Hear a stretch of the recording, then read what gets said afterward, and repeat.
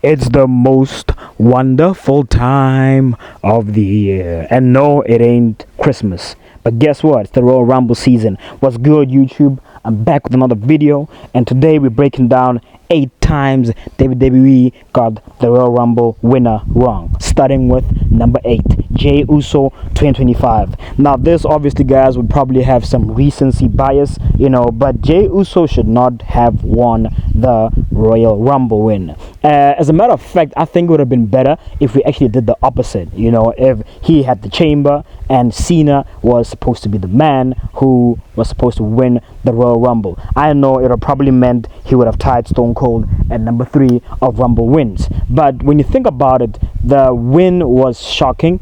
And not only was it shocking, but it was like, dude, what are we doing? And probably somebody would be like, yeah, and he went on to face Gunther. But if he had that struggle, because we clearly knew from the Rumble that he was going to beat Gunther. But imagine how much more story you could have told if Jey Uso actually went on to the chamber. You get it? Get it? Got it? Good. Moving on to number 7, Sheamus 2012. Now, Sheamus obviously went on to defeat Daniel Bryan in 18 seconds. That is good for him. But when you think about it, he didn't really need that. There could have been another way, for him to actually face DB at Mania. The right winner of the Royal Rumble in 2012 should have been none other than La Champion in Chris Jericho. I mean, just imagine this guy is making his return and finally wins the Rumble. The dude has done pretty much everything. He won the Money in the Bank. No, I'm kidding. He invented it, and he went on obviously to win the world title over a couple of times. He's won the IC and other titles, but imagine how great it would have been for him to actually be facing Punk, with him being the Royal Rumble winner. He was a runner-up, but he definitely should have been the guy to win the Royal Rumble in 2012. Moving on to number 6, and that is Brock Lesnar in 2022. And this was a huge waste, man, like a huge waste of a Rumble winner. What were you doing with Brock Lesnar in 2022? Brock Lesnar literally just coughs. His fat buddy just farts and he gets a world title shot. I mean, like, the dude doesn't really need to win the Royal Rumble. But guess what? They just had to give it to him, And probably you're saying, but Ted, who else could it have been at, the Showcase of the Immortal? In my pick, I definitely would have had Big E, because the dude literally just lost the title on the day 1 event, or the 1-day event, or the 1D event. I don't know. But guess what? I would have definitely given it to none other than my boy Big E. Why? Because it would have been the perfect redemption story. I mean, just imagine Roman vs. Big E is a far better main event compared to Brock versus Roman. And if you so wanted to make Brock versus Roman, just do it at SummerSlam, which you obviously did. Anyway, let's move on to none other than number 5, which is Randy in 2017. Now, Randy, I like Randy, and he had a pretty good, decent match at Mania, but there could have been other ways for him to actually get there besides the Rumble win.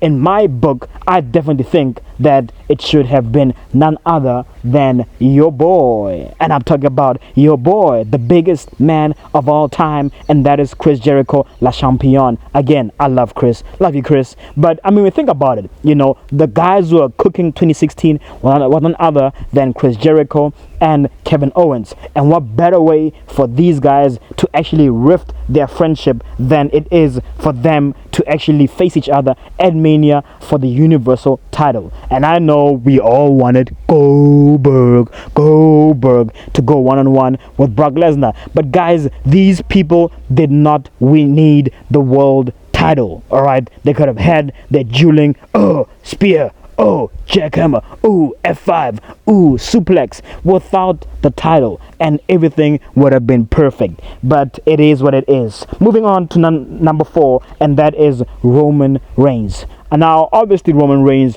in 2026, he is revered, rich, put your one to the sky, do it. I know you're watching, you're listening, do it. But Roman could have actually been the dude to, win the Rumble back then. But that was a little bit too early.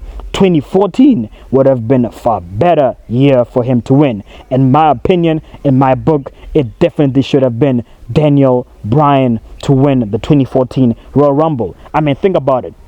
Yes, movement was there, everything was just on top, and probably I know the marks would be like, but everything worked out in the end. It was really perfect because you had to struggle, but guys, listen to me when I say it would have been so much better if he actually won the Royal Rumble. I mean, imagine, picture a world where he wins the Rumble, then he gets stripped of the right to face whoever the main event is, and then he has to earn his way back. Man, Papa Vince, Papa H, you guys really messed it up on that one. Anyways, let's move on to number 3, and that is Alberto Del Rio. Now, Del Rio won the biggest Royal Rumble, and I know Braun is probably gonna be like, but what about me? Yeah, but he won the 40-man back when WWE decided that they want to do a 40-man Royal Rumble, and it was just, man, it was mid. It was just totally mid. I mean, if you think about it, like, there are so many other guys you could have given that win to.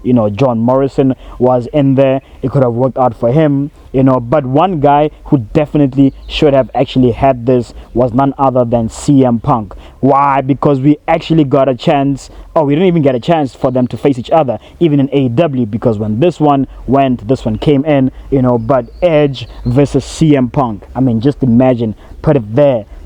Straight edge guys. I mean, they're callbacks to how Punk literally cashed in his Money in the Bank on Edge. Their philosophies, the whole straight edge. I mean, you get it.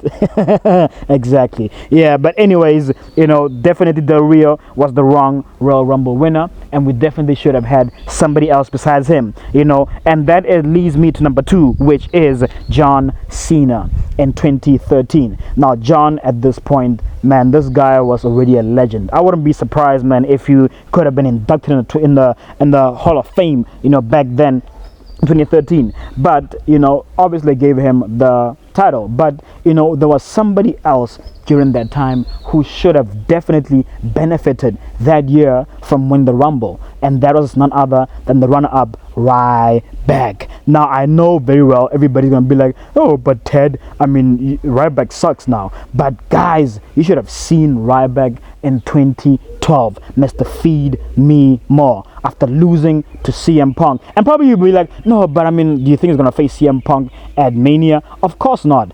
He should have won the Rumble and went on to face the Big Show or Sheamus, or a triple threat between Sheamus, the Big Show, and Ryback. And you can put in Mark Henry if you want to make it a fatal 4-way. Just slapping meat. It would have been a fiesta. But WWE really slept on this one. And the biggest, nap that they took was none other than 2014 with Blue Tista. Because Blue Tista definitely should never have won 2014 Royal Rumble. In my opinion, it definitely should either have been your boy Roman Reigns or DB. Why?